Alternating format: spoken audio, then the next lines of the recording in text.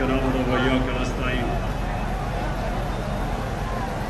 मैं सबसे पहले अपने कामुकी के बाशऊर शहरियों, तीसरी दफ़ा आज आप मेरी इंतज़ार करके यहाँ खड़े हुए और निकले हैं, मैं आपका शुक्रिया अदा करता हूँ, बहुत बहुत शुक्रिया। मैं आगे भी सारों को जो रास्ते में जीटी रोड पे हमारे इंतज़ार कर रहे हैं, हम दिन में ज़्यादा से ज़्यादा 12 किलोमीटर एक दिन में हम कर सकते हैं, तो अभी से सारे आगे तैयारी कर लें कि हमारी रफ्तार इतनी है, लोगों की मोहब्बत इतनी है, लोगों का इतना जुनूनी इस्तकबाल है कि हमारी स्पीड एक दिन में 10 से 12 किलोमीटर से आगे नहीं जा सकती। तो आगे से अभी से ही अंदाज़ा लगा लें कि हम कब तक अब तक पहुंचेंगे। अब मैं सबसे पहले तो फिर से हमने फातिहा पढ़ा सदफ का, हम आज फिर अल्लाह से दुआ करते हैं खामोशी इख्तियार करो कि उसके बच्चे, उसके घर वाले सबको अल्लाह सब्र दे, और दुआ करते हैं कि उनको ताकत दे कि ये मुश्किल वक्त से जो वो गुजर रहे हैं। उसके बाद मैं आज यहाँ खड़ा हो के अपने सारे पाकिस्तानियों को कह रहा हूँ कि मुझे पता है कि ये इम्पोर्टेड हुकूमत और इसके सहूलतकार टीवी कवरेज बंद कर रहे हैं। लोगों को, जो सारी पाकिस्तान की अवाम इस इंसाफ के इनकलाब को इस्लामाबाद की तरफ बढ़ते देख रही है, उसकी कवरेज बंद कर रहे हैं, लेकिन कोई फिक्र नहीं। सोशल मीडिया, हम अल्लाह का शुक्र करते हैं, सोशल मीडिया की वजह से सबको अपने मोबाइल फोन के ऊपर नजर आ रहा है कि ये इनकलाब कितनी तेजी से इस्लामाबाद की तरफ जा रहा है। मैं पहले आज सबसे पहले मैं ये जो सिकंदर सुल्तान इलेक्शन कमिश्नर, मैं तुम्हारे से मुखातिब हूं आज। तुम्हारे से बड़ा 2 नंबर आदमी कभी इलेक्शन कमीशन में नहीं बैठा जितने तुम हो।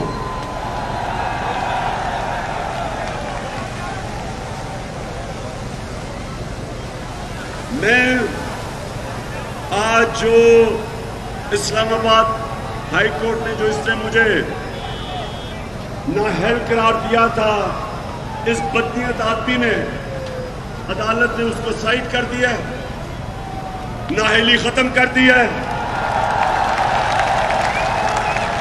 क्योंकि इस बदनीयत आदमी ने एक तो ये नून लीग शरीफ खानदान का घर का नौकर है, और दूसरा इसको पीछे से भी इंस्ट्रक्शंस आ रही हैं, और मुझे पता है पीछे से कौन इसको पुश कर रहा है, क्योंकि इस गीदड़ में तो कोई दम ही नहीं था ये करने का। और मैं आज अनाउंस कर रहा हूं कि मैं इसके ऊपर 10 अरब रुपए का हर्जाना करने लगा हूं कि इसने मेरे ऊपर, जो इसने खुश करने के लिए, ये इम्पोर्टेड हुकूमत चोरों की, उनको खुश करने के लिए जो इसने फॉरेन फंडिंग केस में मेरा नाम लिया और तोशा खाना में, मैं इसके ऊपर 10 अरब का हर्जाना भी कर रहा हूं। और इसलिए कर रहा हूं कि इसने सवाल उठाया मेरी दयानतदारी पे। मैं यह चैलेंज करता हूं कि जब भी अदालत में केस लगेगा, एक भी गैर कानूनी चीज मैंने की हुई तो मुझे अदालत का फैसले की इंतजार नहीं करूंगा, खुद छोड़ दूंगा मैं।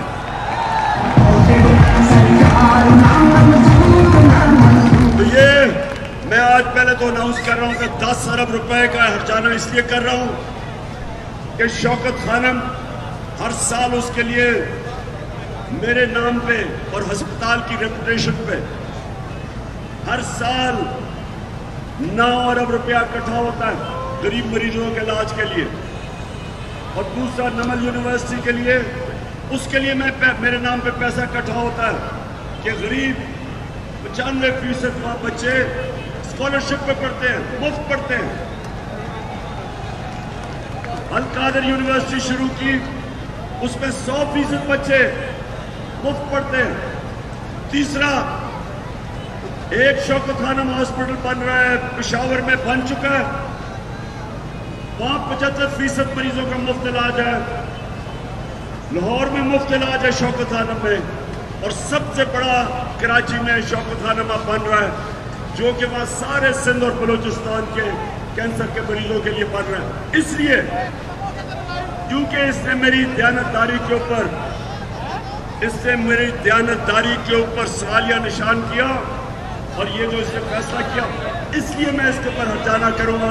سکندر سلطان، یہ جب تک میں تمہیں عدالت میں نہیں کھڑا کر کے تمہارے سے پیسے نہیں نکالتا اور وہ پھر شوکت خانم کو دوں گا جو تمہارے سے ہرجانہ نکالوں گا، کہ آگے تم کسی کے کہنے پہ لوگوں کے اوپر ان کی ریپوٹیشن اس طرح نہ برباد کرو. دوسری چیز، آج کرم کے لوگ خیبر پختونخوا میں نہ میں وہاں الیکشن کیمپین کرنے گیا، 3 دفعہ میں نے جلسہ کرنا تھا، وہ کینسل کرنا پڑا. ساری پارٹیز اکٹھی ایک طرف،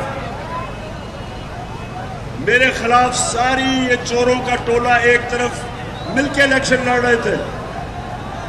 اور کرم، میں آپ کو سلام کرتا ہوں کہ تقریباً دگنی لیڈ سے جو پھینٹا لگایا.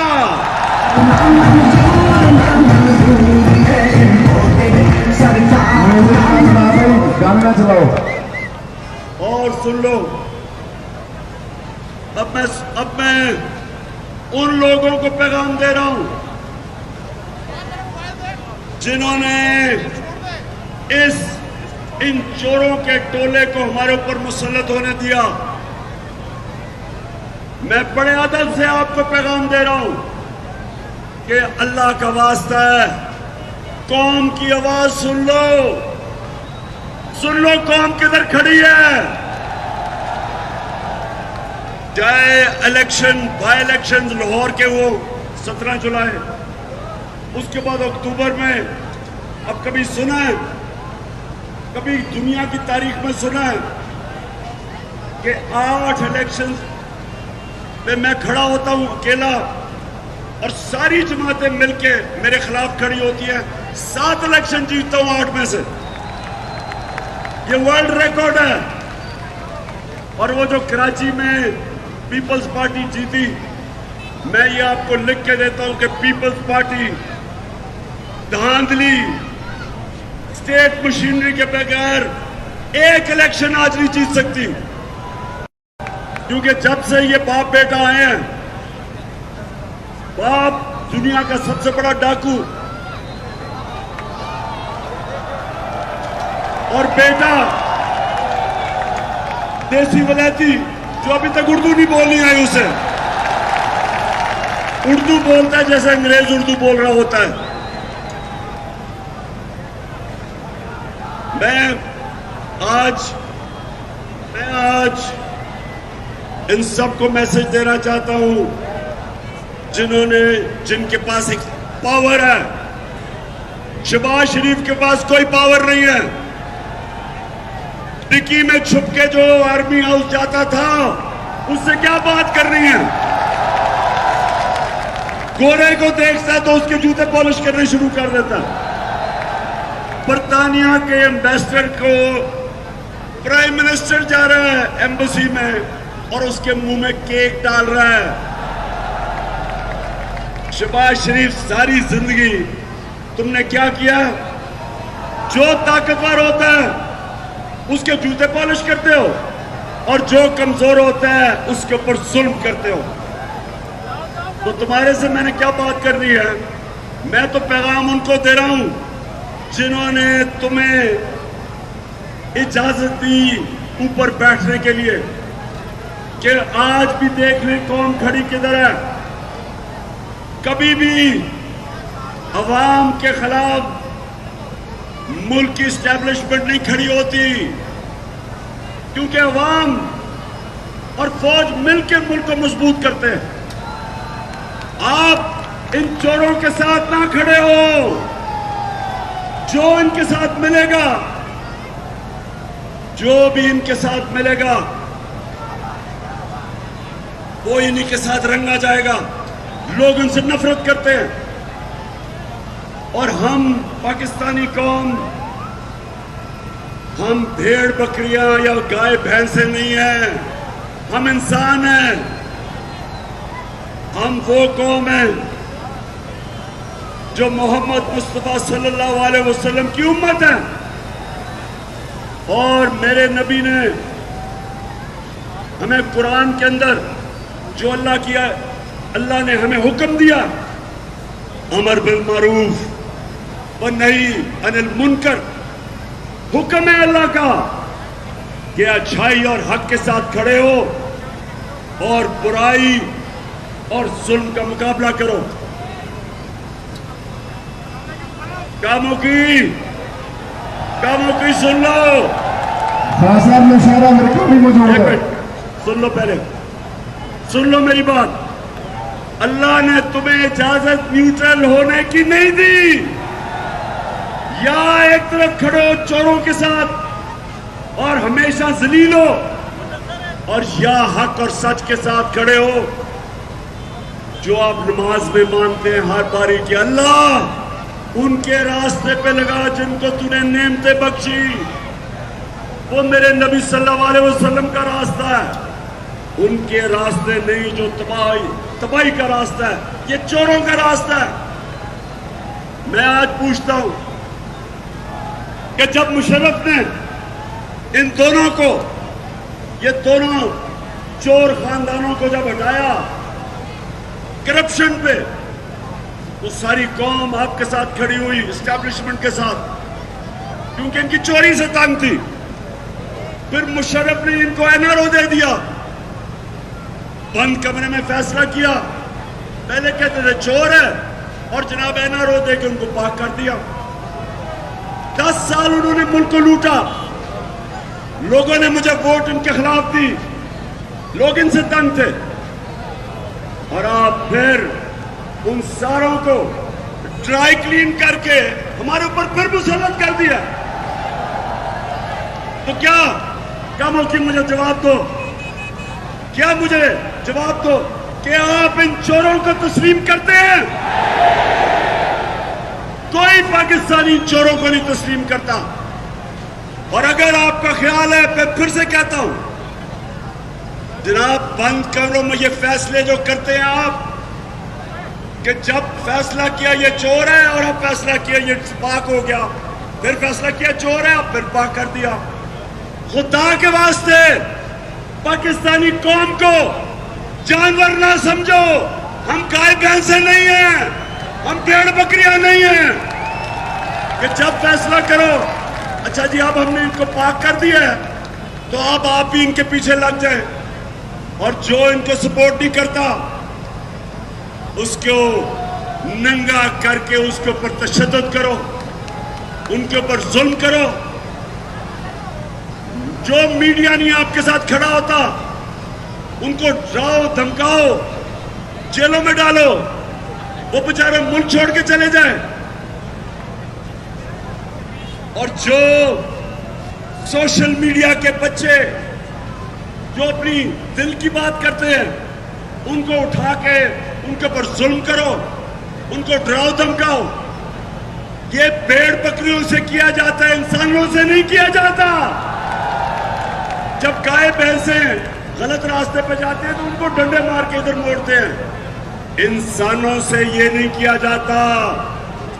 انسانوں کے معاشرے میں انصاف ہوتا ہے، جانوروں کے معاشرے میں جنگل کا قانون ہوتا ہے. میں آج اپنی ساری عدلیہ کو بھی کہہ رہا ہوں کہ ساری قوم آپ کی طرف دیکھ رہی ہے. میں چیف جسٹس صاحب آپ کا شکریہ ادا کرتا ہوں کہ آپ نے اعظم سوادی کا کیس سنا, شہباز گل کا بھی کیس سنے کہ جو ان سے تشدد ہوا.